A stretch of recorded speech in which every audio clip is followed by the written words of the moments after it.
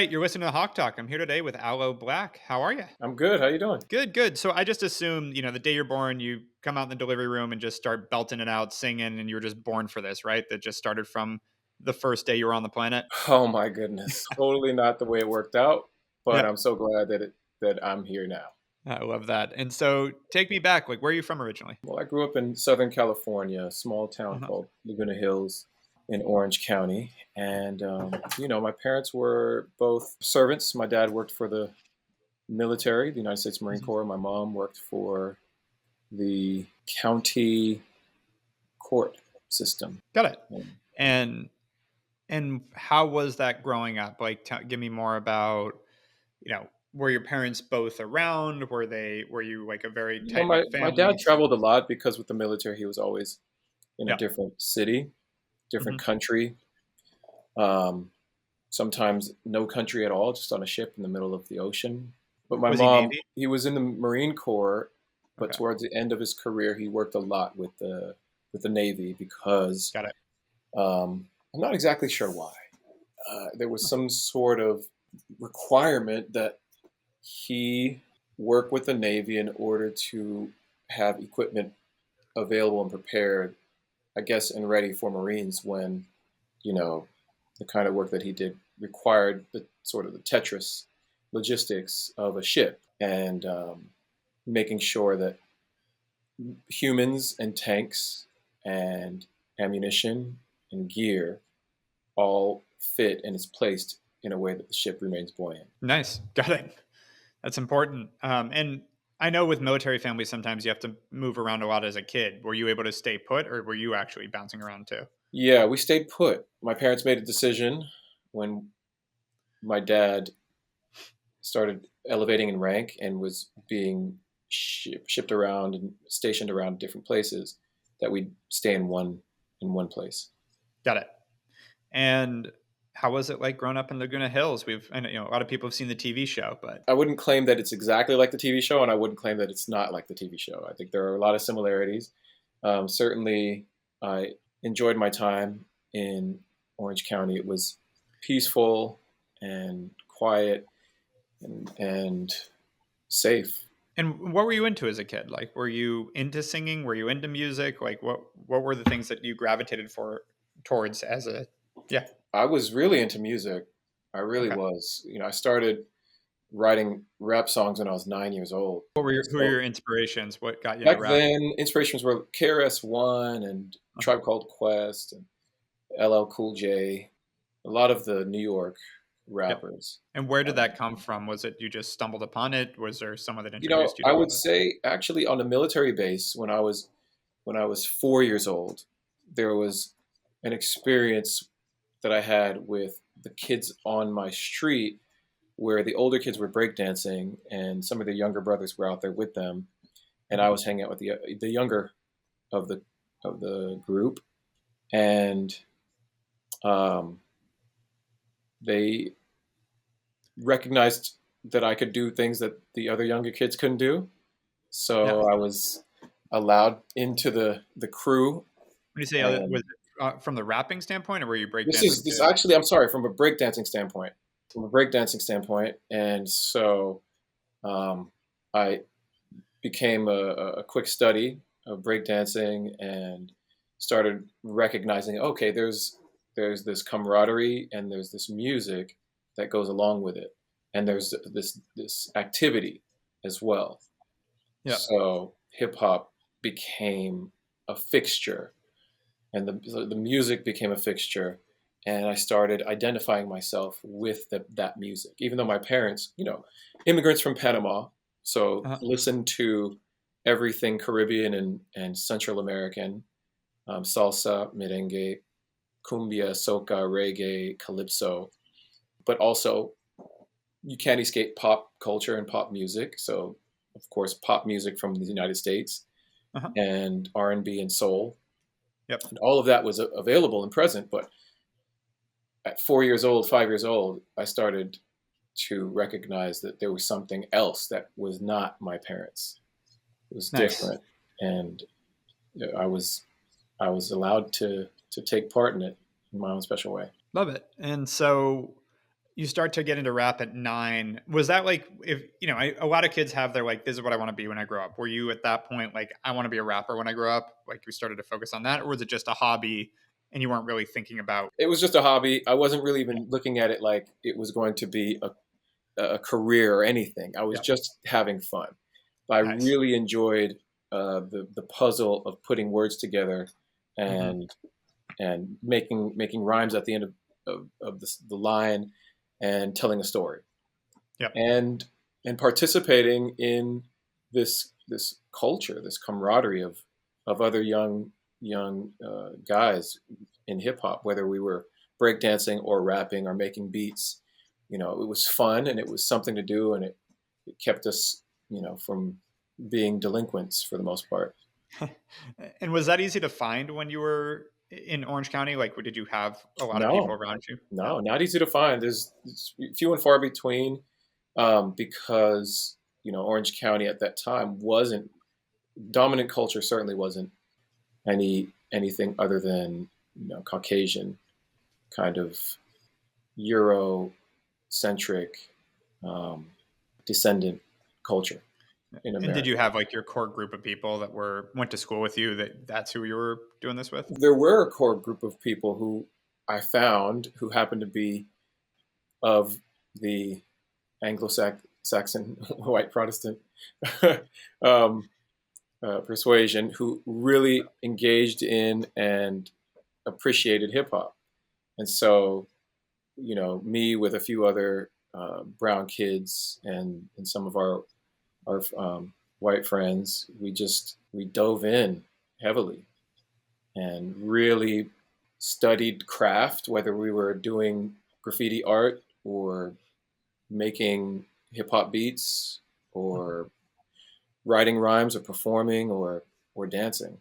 Love it. And so I was going to say, when did performing start to kick in? You said you really started to get into it at 9. When did you start like going on stage, going in front of Started audiences? started writing at 9. By 15, one of my friends who was in a graffiti crew with a DJ, local DJ, made an introduction so that we could start working together.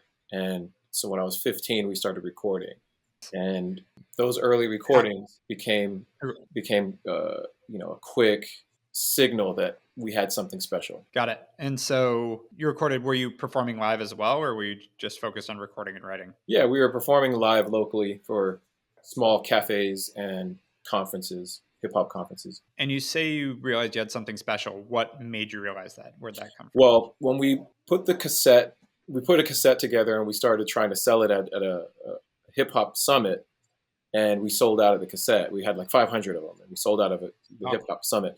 We thought, okay, well, this means either they'll take it home and they'll hate it, or they've heard of us and they like the chance that they're taking on yeah. this cassette. But it ended up snowballing and blossoming. The internet was burgeoning at that time. Some of the people that were at this summit were international.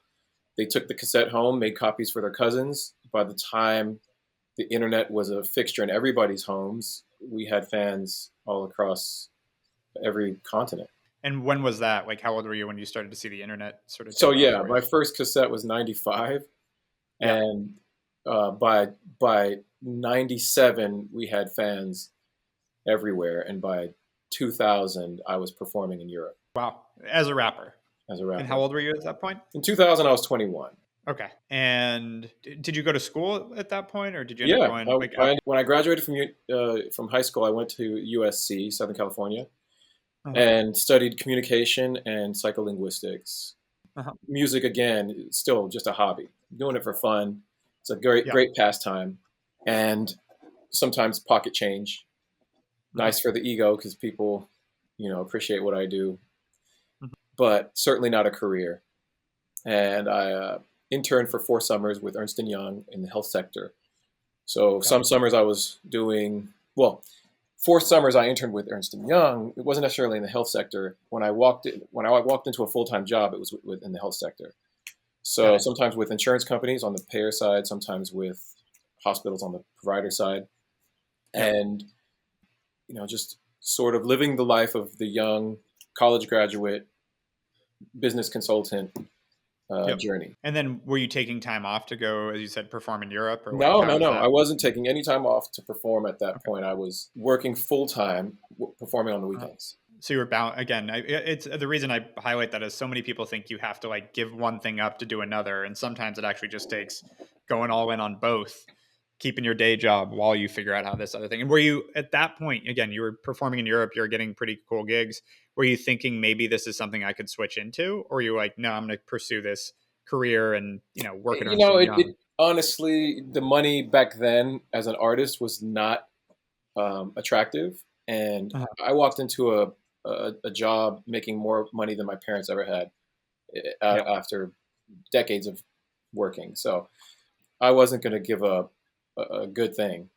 Yep. But what ended up happening is that the company laid me off during a reduction of force, and it gave me an opportunity to focus on music full time for a little bit, thinking, "Oh, I'll get a job," because as a business consultant, you probably can pick up job anytime. Headhunters are always Mhm. looking for uh, to place you.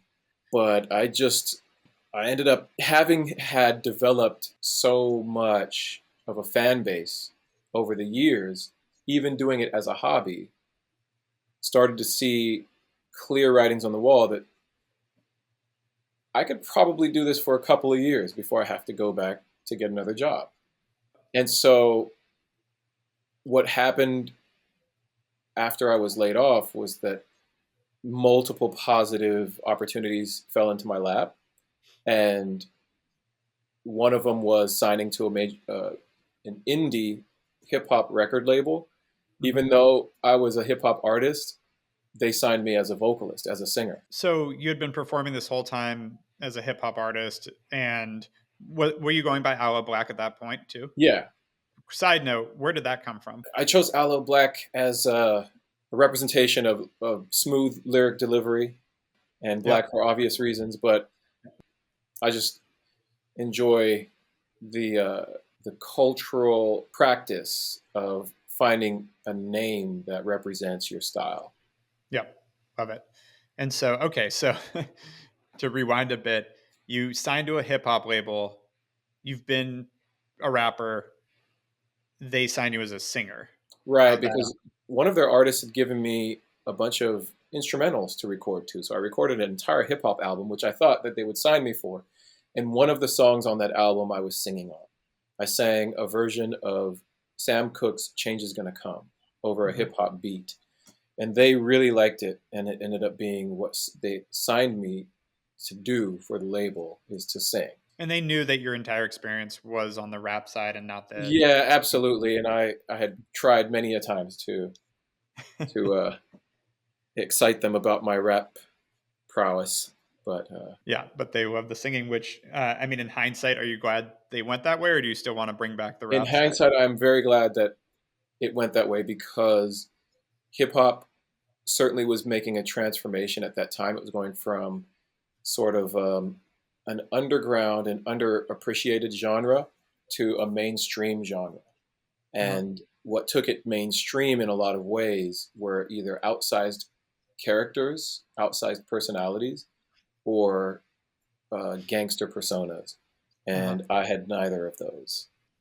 And so singing kept me right and square in the character that I feel comfortable presenting. Makes sense. And so you get signed. I mean, again, this is where the fun, like what you think the industry is like versus what it is. Like, you get signed to a record label. Are you rich? You go buy the mansion. It's done. Oh my gosh, no! This is an indie record label. It was Right. enough. I knew that I had enough to cover rent for like a year, Okay. so I'm There's good. freedom in that. I'm good. I'm covering rent for this year Yeah. and maybe 2 years actually when I think about it, and I don't have to look for a job right now. I can just do the music and see where it takes Yeah. me. And so I did that. And And yeah, so real quick on that, because I think a lot of people, especially these days, because of I don't know what social media, whatever is doing it, people are really anxious about the future and constantly thinking about, well, in 2 years, I can't pay rent anymore. So what am I going to do then? And they mm, get caught up in this stuff. What allowed you to have that freedom to be like, I'm good for now. I'm focusing on now. I've always had a sense of Yep. good forever. I remember in college, my college roommate is Brandon Paradise. He's a brilliant, brilliant scholar and professor at Rutgers University, law professor. We'd have conversations, and I would always say, he'd say, what do you think is going to happen in the future? I'm like, I'm gonna be good. I'll have money. He's like, how do you know? I don't know. I just know I'm gonna be good. And I've always had this overwhelming optimism about the future, and I still do.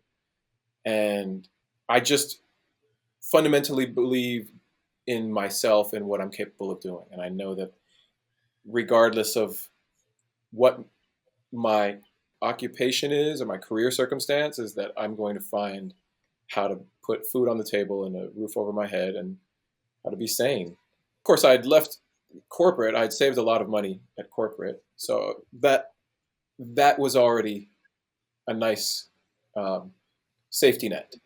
But Yep. then getting signed to the label was this other layer of safety net that said, okay, well, should you need to pay rent for 2 years, this money will do it. Perfect. And so with that, so was that like, did you feel like that was a pivotal point? Obviously getting signed is a pivotal point, but like, did it Yeah, feel like, oh, this is it it? was a huge point, huge for me because this label was a tastemaker Yeah. label that had And what was it called? What a was the name couple of the of label? Stones Throw Records was the name of the label. It had two of my hero artists on it, Jay Dilla and Madlib, were two producers that are extremely well respected producers in the hip hop genre. And I was happy to be part of that echelon. Hmm. Just my name associated with that label gave me opportunities that I wouldn't have otherwise had. And so how did it, was it everything you wanted it to be? Like, there's also Almost, the other side of the label. What's that? almost. It was almost everything I Okay. wanted it to be until I released a first album. I was signed for two albums. Hmm. And when I started recording the second album, the owner of the label wasn't particularly excited about the music I was recording.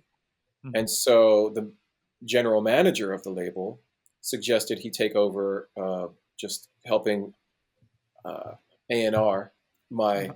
my project, and he introduced me to musicians in New York called Truth and Soul, who are a production team who ended up producing my second album. He wanted me to meet them because they had fresh off of Amy Winehouse's Back to Black album.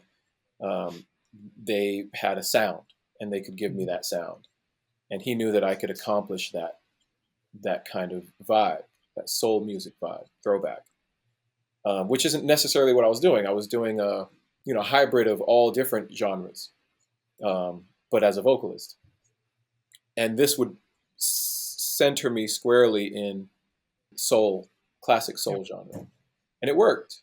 The album Yep. worked. One of the songs became a hit called "I Need a Dollar." It was Yep. synced in a TV show called How to Make It in America, and Love that show.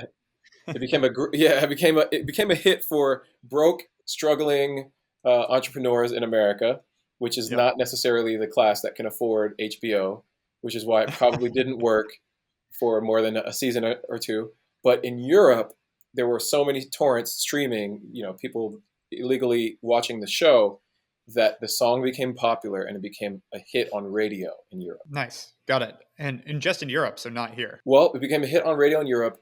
In the United States, radio stations were complaining that if they played this song, it would sound too old against the other shiny pop songs that were on the radio, which begs the question: how different are humans in England and France and Germany and Yeah. Australia and Switzerland and Belgium from America? But Yeah. ultimately, what the answer is that in those territories, they do not engage in the same kind of, let's say, enterprising tactics that are required for artists to be played on radio in America. Yeah. Things that are supposed to not be happening. So so that Yeah. comes out, the song takes off in Europe. Do you go on tour immediately after that? How do you answer that when a song catches fire like that? Yeah, immediately start touring all across the US and all across Europe, and it really makes the difference. It really makes a Yeah. difference. No, I think we've all experienced it on the audience side where when you go to a show for an artist, whether it's an artist you've loved their music forever or not, the ability to create that emotional connection with that audience that just takes it to another level is significant. Live, that's why live shows are so powerful. Even though, like, yeah, I can turn your song on a stereo right now, but I'm going to go buy tickets to come see you. There's just another level of that connection, and that makes sense. Plus, it became the business with streaming. It's hard to keep it afloat just selling downloads or torrents in that matter. So, did that point, like, again, there's all these sort of milestones in sort of the music side of things where you get your record deal, that feels like you know, quote, made it. Now you've got a hit song, you're touring all over. I'm sure people were singing along, etc. Was there a point where you're like, wow, I did it? Like, did you feel like you had arrived, or was it more just like, this is awesome, keep going? The moment I had arrived, I think it was Glastonbury, England, performing at sunset, golden hour. The sun is on, I'm glowing orange, and the crowd is singing my lyrics back to me. 50,000 people. It's beautiful. It was a Yeah. beautiful moment. Yeah, I've got to imagine that sticks with you. And I Um, mean, before that, did you realize how big it had gotten, or was that kind of like it wakes you up? Because sometimes when you're in the middle of it, even if everything's going the right way, you're just focused on, I've got that next show to get to, I've got that next thing to do. Like, was there a pause where you're like, wow? it was a lot of moving on to the next thing. There was a Yeah. moment where I was on stage on a TV show in England called the Graham Norton, no, Jules Holland show. It's a different show. And that's a show where you have a sound stage with 5 different bands performing at the same time. Not the same time, but in the round, one after the Yeah. next. And I was positioned across the soundstage from the Black Keys. I was positioned to the left of Elvis Costello, to the right of Neil Diamond, and then there was one more artist on that stage, Paul McCartney. And I was singing I Need a Dollar, and Paul McCartney was dancing to my music. And I Wow. was like, okay, I did it. I don't know what else Yep. I need to do. Maybe Yeah. I'll go back to corporate, I guess. Yeah. What Hoisted else rung, is I'm there? ready. What else is there? That's awesome. And so after that hits, like, when you do the tour with that song, did you like, did it go right into the next thing, or was there a lull? Is there a period after that where things calm down a little bit, or has it just been kind of the, I don't want to say hamster wheel, but more of like the, you know, constant new thing from there forward? It was definitely lots of touring, lots and lots of touring. And then I got really exhausted after a couple of years. And it was the right time to relax because my wife and I were ready to have a child, and we did. Hmm. And Amazing. so it was time for me to also start working on new music. And so I opted out of, the tour artist's life to the chagrin of my booking agents. They really wanted me to be that ticket selling artist.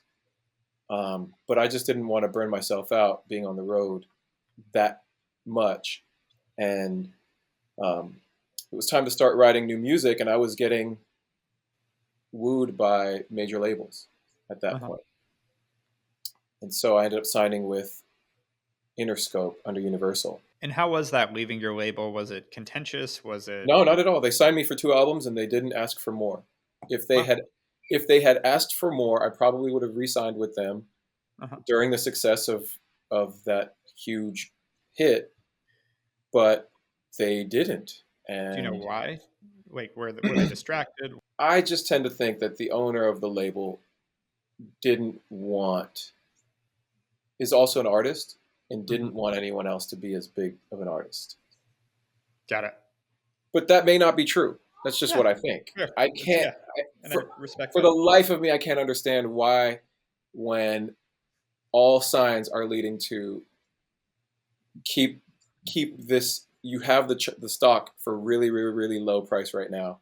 Keep the Yeah, stock, right? But yeah, there's, you know, artists aren't business people all the time. fair. And when signing an Interscope, did you like feel the difference immediately? Was it like, oh, this is a machine, or was it Yeah, okay? completely different.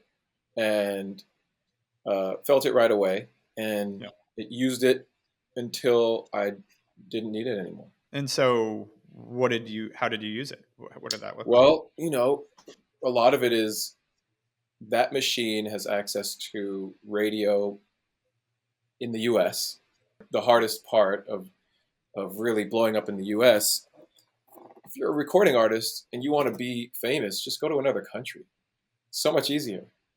And you might be able to develop a career that can translate back to the US, but if you don't, then you'll probably make just as much to have a really good life and have just as many fans to have your ego boosted to whatever degree you need it to be. But So it's just otherwise, there's less controls on the industry overseas. That's why it's I just wouldn't like say it's all less about. controls.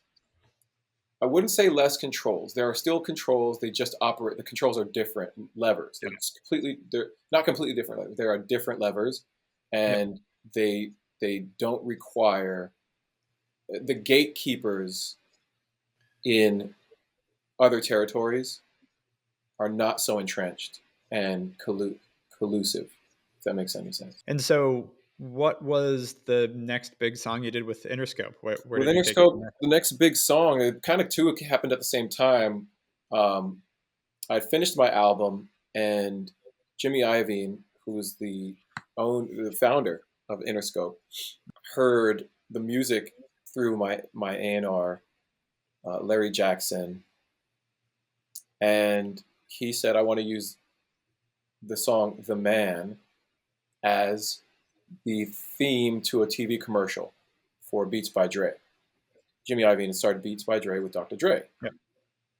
and that was a huge moment for me to have my song on repeat on television, associated with sports, Yep. associated with technology. It was a massive promotional opportunity. And did it feel like, was there, again, ego, but not in a negative way? Did it feel just rewarding, a guy like Jimmy Iovine, who's, again, he started Interscope, he's one of the best known, music executives in the world, having him go, of all the songs and all the taste and all the things he could have picked, he picked your song and wanted, he was like, this is it. Absolutely, and I agree with him there. I don't think there was nothing else out that was like it, and I still haven't heard another song like it. It was a And where one did of that one. song come from? John Eamon, who is direct A&R, who signed me under Larry Jackson, who worked for Jimmy Iovine, encouraged me to push for an anthem on the album. And Larry Jackson introduced me to Dr. Dre, who encouraged me to be masculine and vulnerable at the same time. So In, again, to take a step back there, you grew up in the hip hop scene, obviously Dr. Dre, oh, as you were growing huge. up, was, yeah. This How is a was that? crazy What, moment. This is a crazy moment. yeah. So Larry calls me. He's like, "What are you doing tonight? Do you want to meet me at the Staples Center in Dr. Dre's suite?" And I was like, "Whatever I was doing, I'm not. Yeah. Yeah. So Yeah. I'll be there." and and so I go meet Dre, and yeah, we talk about music. We talk about Marvin Gaye in particular, Mhm. the power to be masculine and vulnerable, and the man that every guy wants to be, and the man every girl wants to be with. Mhm. You know, and to try to put that into the persona, so that and make sure that the music matches the persona, or vice versa. And I took that conversation as marching orders, as a demonstrative on how to move forward with finding an anthem. And as a hip hop artist, I enjoyed sampling music from different genres, and I was a big fan of singer songwriters, and I really wanted to sample Elton John's "Your Song," and so I took a little bit of Elton John, and I extended it and turned it into my own song. And did you get to collaborate with Elton John on it, or was it just Not you? at all. It was basically an interpolative sample, so just a matter of lawyers agreeing to Yeah, split. gotta love that part of it. And so you said you had two at the same time. It was that song took off, and then what was the other? At the same time, John Eamon was in communication with another A&R named Neil Jacobson, Oh yeah, who I know was Neil very well. trying to get a DJ named Avicii, rest in peace, signed to Interscope, but in the absence of Jimmy Iovine, who had gone to work with, really was no longer like day to day, he was having a hard time getting him signed to the label with the new leadership, and so there was a moment where Avicii was looking for an artist, a soul artist to work with. He was fresh off his, Levels hit where he'd sampled a soul artist, and I think he was interested in replicating that. So Neil Jacobson and John Eamon had a conversation. They put us together. They put me and Avicii together in the studio, and we wrote a couple of songs, and then didn't finish a couple of them, and finished a couple, and then didn't release a couple. And then when I was due to go back in the studio to finish one of the songs, it turns out Avicii was in the studio with Mike Einziger from Incubus. Mhm. And he said, maybe we should all just work on a song together. And that's where I went in and brought the lyrics to Wake Me Up. And we recorded So is Wake that Me Up. him on the guitar in it? Mike Einziger did the guitar Wow, and the melody for Wake Me Up. that's awesome. And so did you, I mean, this is always, I think, the general public's like fascination with hits. Did you know what you had right then? Like you're like, this is amazing, or did you have I any idea? knew I knew it was good, but I didn't know that it was a hit Yeah. because I've had so many songs not become hits. But I just knew it was good.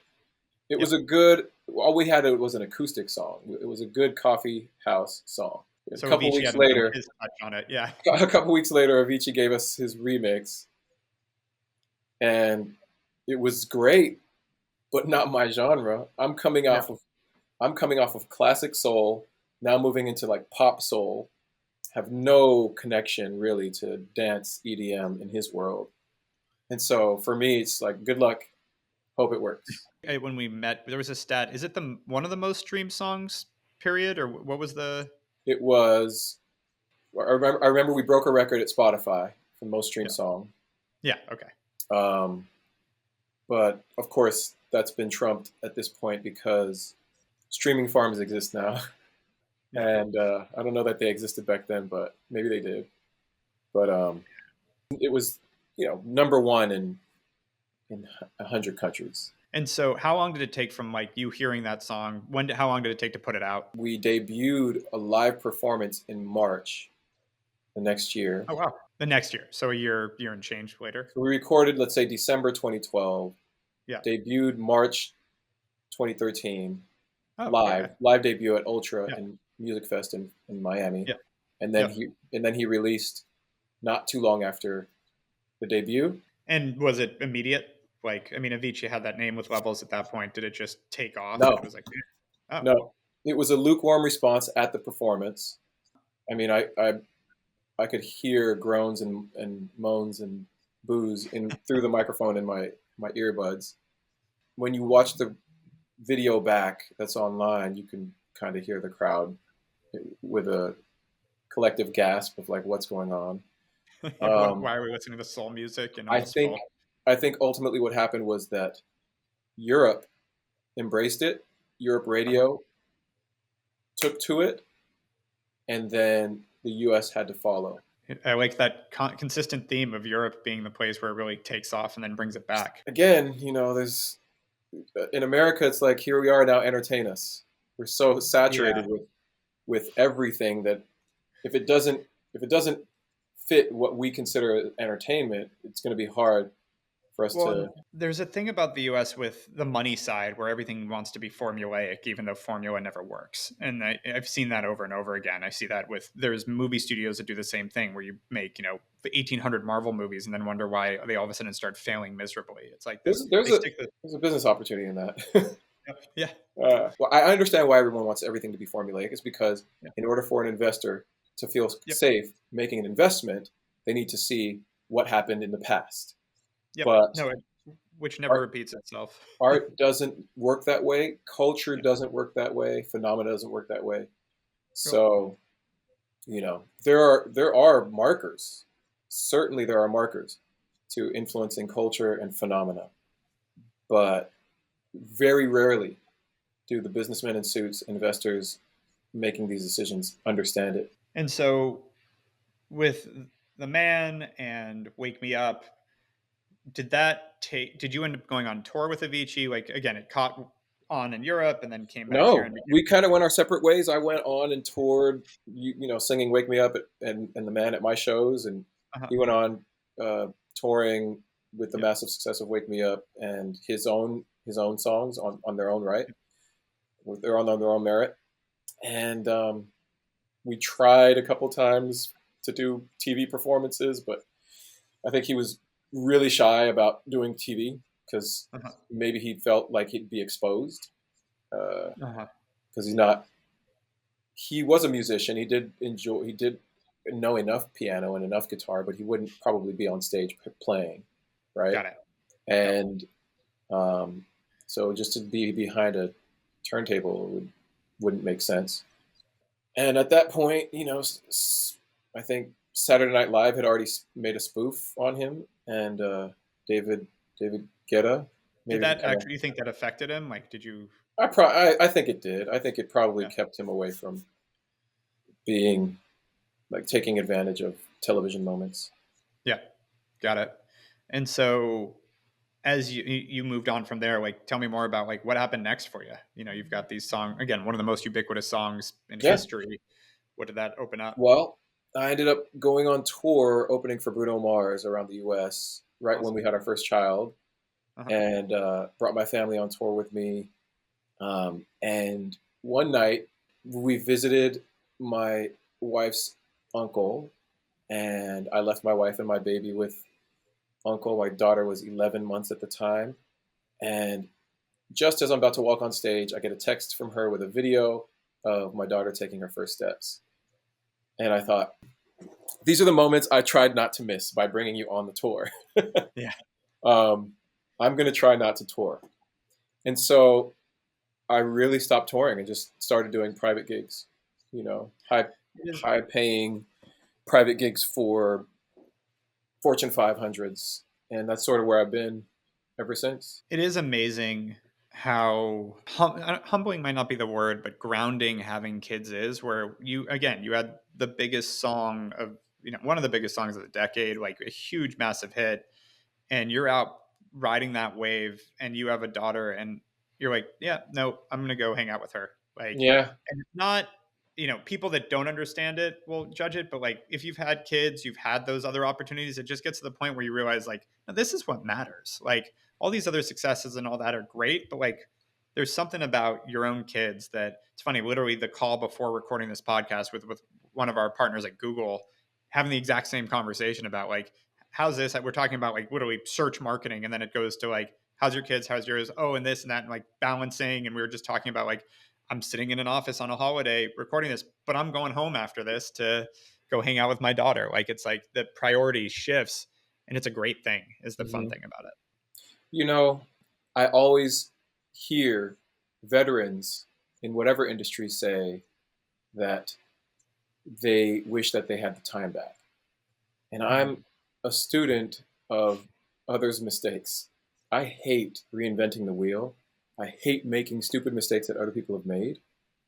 And so I thought, well, this is what I am going to do. I'm going to stay home. My dad was Yep. gone. Not that I would consider anything he did a stupid mistake. He was an immigrant in a new country trying to make the very best life he could with Yep. the opportunity that he had for his family. That I would never um, discount. Rest in peace to my father. He spent 30 years in the military, in the Marine Corps, and he he built, a livelihood and a life and a sanctuary of education, of endurance, of fortitude, from which we all glean. Uh, Yep. my sisters and I, Yep. glean our personalities and our character, and my mom as well. They struggled a lot, so just not wanting to make any of those mistakes. I'm trying my best that my kids, that I can offer them some semblance or understanding of struggle so that they understand the value and so that they can do the same and not have an entitled and privileged outlook on life. Yeah, I think somehow instilling grit in your children is one of the biggest gifts you can give them because life's not going to be easy. And not saying that it's terrible, but there are struggles that you need to go through. And again, the culture of anxiety and depression and the things that we look at when we're in the sort of objective best time to live as a human in history, but subjectively everybody feels like they're missing something and lacking something. I think a lot of that has to do with that, exactly what you said, that struggle, that grit that allows you to get through what comparatively might not be struggle, but we all deal with our own struggles in different ways and our own relative struggles. I think that's critical with parenting. So you come back, you went on stage, you saw your daughter take her first steps to the throne. You Right. come back and you go, all right, that's it. I'm not doing So this yeah, tour thing anymore. after that, When was I, that? How old's your daughter now? she's 11 now, and Okay, so a decade ago. it was a decade ago. So for the past decade, I've been doing, what we did was in the summertime, I would go to Europe, do Uh-huh. festival season. Whole family goes to Europe. We get an Airbnb in Berlin. I'm flying in and out of Berlin, and I'm home 2 days at a time. I'm gone a day or two at a time. It's Okay. not long, not long Yep. touring travel time because in Europe it makes it that easy. In Berlin Yeah. is a great central hub that you can fly in and out of. And so in the U.S. we live in L.A. So any kind of touring, there's no central hub where it's only a 2-hour flight. We don't live in a central hub, I should say. Yeah. So I just decided I can make the same amount of income doing it my way, and I'll be good. And maybe I won't get to, you know, stadium status because I didn't play the game, but I'll have a great relationship with my kids. We joke all the time, my entrepreneur friends. It's like at a certain point, what does more success get you? A bigger plane, a bigger boat, a bigger house, more cars. Why does any of that matter? And so you kind of hit the point where like we're comfortable and the bills are paid, and then you got to do what you want to do. Like if you want to be that person that goes for all that stuff or just likes the game and wants to build, that's fine. But I think once you reach that level of, I'm comfortable and we're okay, then I think, yeah, spending time with your family, there's nothing wrong with that either. Yeah.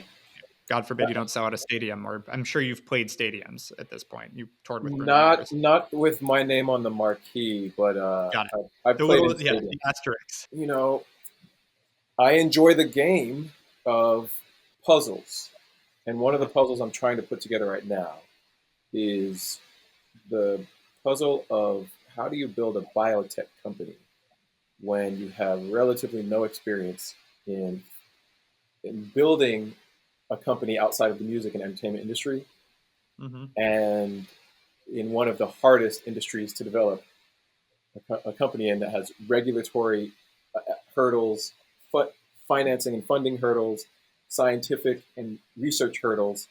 Um, and it's very fascinating. It's so fulfilling, very challenging. But this is what I'm doing right now, building And this. what's the overall thesis of the So company? I started a company called Meijer Inc. I named it after my father. Before he passed, I had a chance to show him what I was working on because he retired as a major in the Marine Corps. It is a drug discovery company using a really unique molecular class called peptoids. It's a class of peptidomimetics, synthetic peptides that have really, really unique drug-like characteristics, but even beyond, great, great profile for non-immunogenicity, for um, uh, stability in blood serum, for optimization in terms of size, shape, um, pH, um, and for diagnostic, therapeutic, and theranostic applications across indications from cancer to infectious disease to immune dysfunction. And what I'm excited about is there's so many places we can go with this.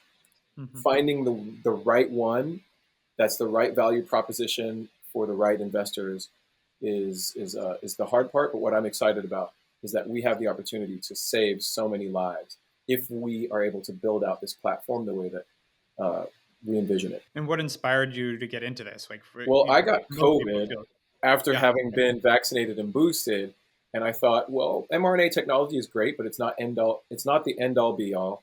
It is still just an immune boosting modality. I want a prophylactic modality. I want something that's going to block a disease yeah, and not just increase my immune system so that I can kill the disease once I'm already infected. I don't want to be yeah, infected.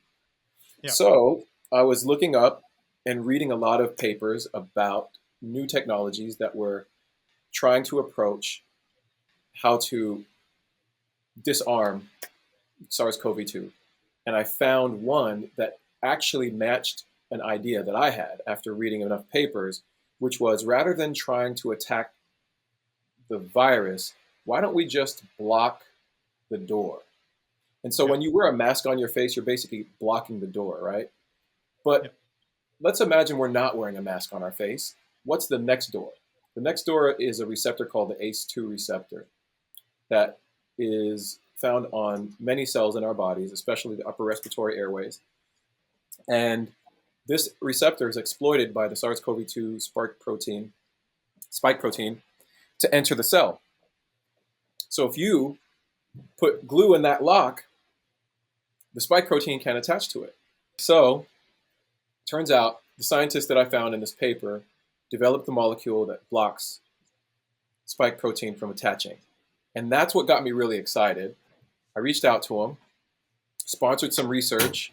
So the paper that I read was in vitro, which means just a petri dish. We did it in the lab at school, at the university. The research I sponsored was in vivo. We took it into animals, and it worked. And I thought, okay, we're gonna make millions, billions, and we're gonna save the world. Unfortunately, the vaccines had worked well enough to reduce mortality, to return investment for a lot of people, and to reduce the urgency of what we'd call the pandemic. And so there was no real investment in the COVID-19 space anymore. yeah, But the mechanism, the modality, the platform was viable for other concepts. And my co-founder, the chief scientist, had been studying, researching his method for treatments for cancer, and had 6 patents for cancer. And so we thought, if this is your expertise, maybe we should focus on what you've done yeah. to create these cancer treatments, and let's try to advance these. There's a lot more investment in cancer, certainly saturated, but certainly Not a lot of solved. a Yeah, lot of investment. yeah, And so we are right now we're focused on one of his cancer solutions, which is a molecule that binds to a cancer biomarker that he identified called plectin. It had already been identified potentially as a cancer biomarker, but he certainly identified it and then confirmed it by reading other papers after he realized, oh, I wasn't planning to bind to this, but I bound to it, and that he could actually affect the viability of a cancerous cell by binding to this biomarker. When in conjunction with a chemotherapy, he can eliminate a cancer.